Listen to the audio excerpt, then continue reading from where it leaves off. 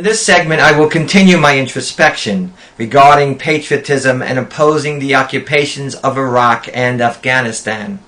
My respect for the military and my understanding of the enlistment contract convinces me that the lives and the well-being of our young men and women are not forfeit upon enlistment, relegating them to the status of cannon fodder. The obligation that members of the military incur upon enlistment, that is, to uphold and defend the Constitution, has the correlative obligation on the part of the government to ensure that their lives and well-being not be placed in jeopardy lightly, that is, for a cause that is ambiguous, or as a tool of aggression, imperialism, or for the acquisition of wealth or power. Sending inadequately prepared National Guard troops into combat, and then failing to provide them with body and vehicle armor is unconscionable and criminally negligent. Repeated combat tours with insufficient downtime between deployments increase the likelihood and inevitability of psychological, emotional, and moral injury that is devastating and life-altering. Finally, the stop-loss provision that prevents our servicemen and women from leaving the military once their term of service has been completed is disingenuous and a violation of contract. I am, therefore, pro-military. I support the troops. It is apparent that the burden of these occupations is not being shared fairly by all Americans. Only a fraction of our citizenry is directly affected, while the vast majority go about their consumption-driven lives as usual, oblivious to the sacrifices of our soldiers, sailors, marines, airmen, and women, and to the death and destruction being prosecuted in their names. It is not support, therefore, nor is it patriotic, to remain silent when our troops are placed in harm's way unnecessarily, to kill and be killed subject to the whims and ineptitudes of our political leaders. I am anti-apathy and indifference. I have a question to my friends, and that is, how do we support the troops by keeping them in a war that's based on lies? How do we support the troops by keeping them in another war which keeps expanding and they're getting shot at on all sides? How do we support the troops by festering a war on the Afghan border with Pakistan and put them in even more peril because they don't have the support? How do we support the troops? We support them by bringing them home. That's what we should be appropriating money for, not to keep them there. Beyond that, isn't it interesting? We've got another $80 billion here for war. But we don't have money to keep people in their homes because there's still 13 million Americans who are losing their homes. We don't have money for the 50 million Americans who don't have any health care. We don't have money to save jobs. We don't have money to save our steel mills and our auto plants. What we have is we have money for war. Support the troops indeed.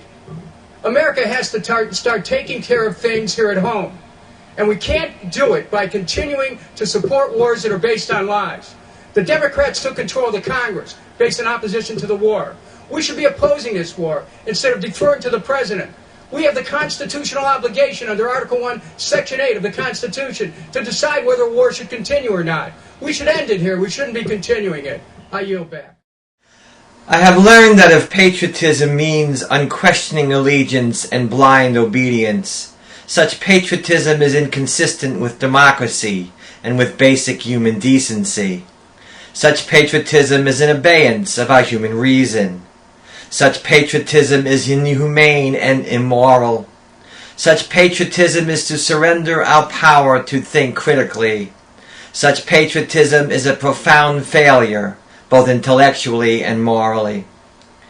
As has been clearly demonstrated by the unconscionable treatment of our wounded veterans at Walter Reed Army Medical Center and at Veterans Administration facilities across the country, our returning veterans are not receiving the quality of care they deserve and require to recover from their injuries and experiences in war. I am outraged by this lack of concern and support for those who sacrifice so much for our country. I am pro-veteran.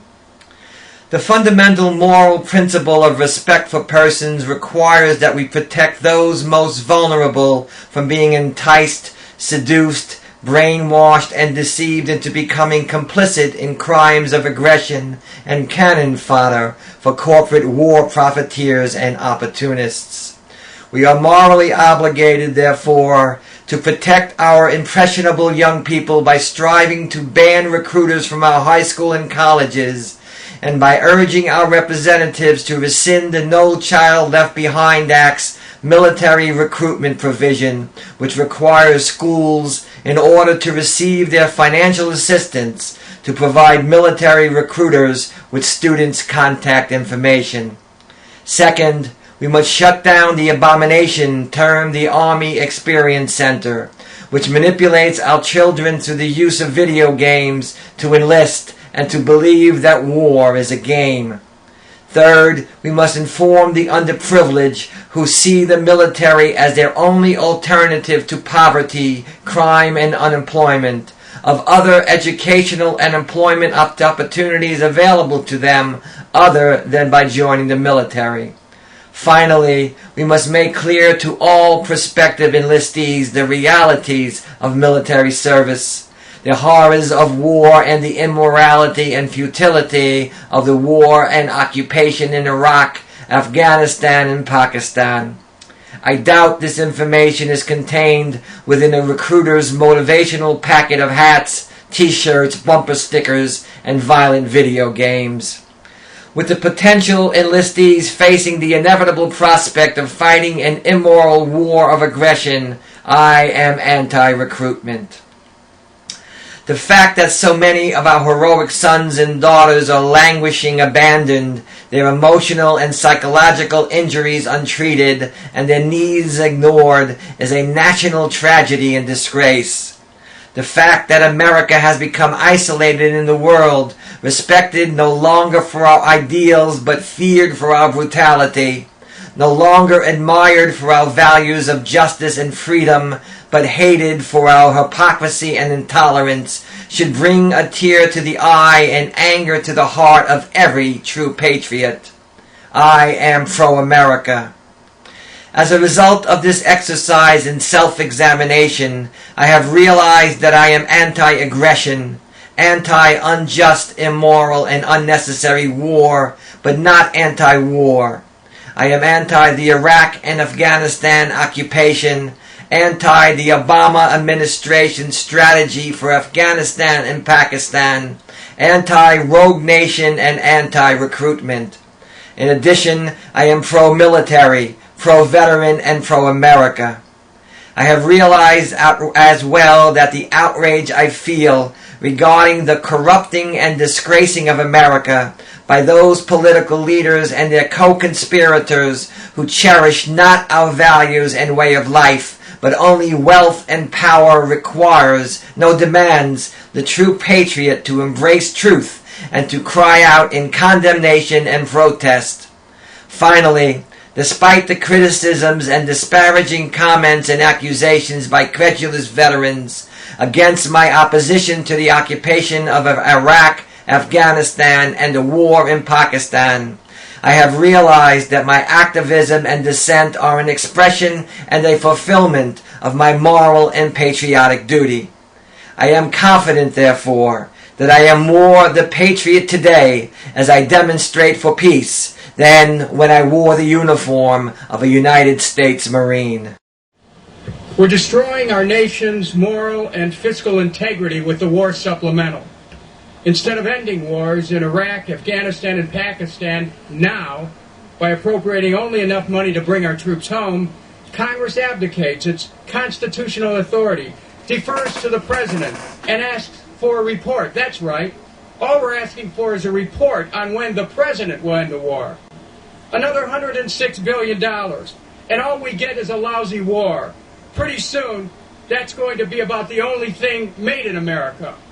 War.